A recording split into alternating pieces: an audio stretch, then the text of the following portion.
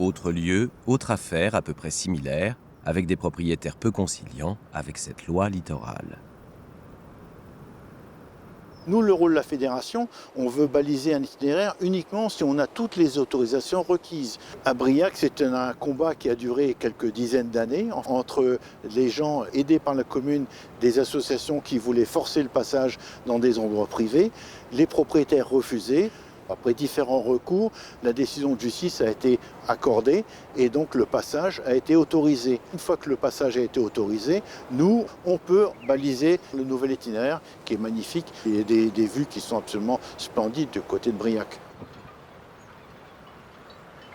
La servitude de passage, soit il est accordé, soit il est refusé par le propriétaire et à ce moment-là, on rentre dans des décisions de justice. Mais de toute façon, l'itinéraire à baliser, lui, il est autorisé.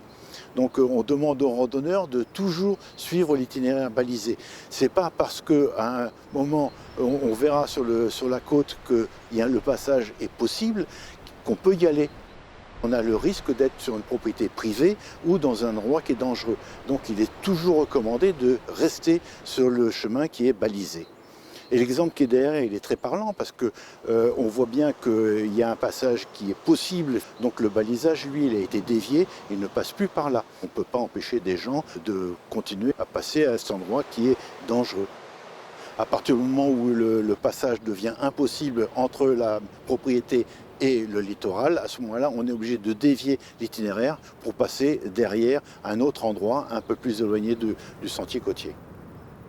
L'ensemble de l'itinéraire est autorisé pour les piétons. Certains tronçons sont uniquement réservés aux piétons, c'est-à-dire qu'ils sont interdits aux autres usagers, que ce soit des chevaux, que ce soit des vélos, c'est tout simplement interdit.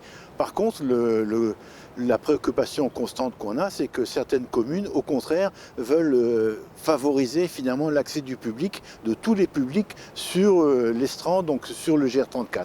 Et donc c'est là qu'il faut faire attention à ne pas mélanger finalement les différentes pratiques pour engendrer des problèmes de sécurité.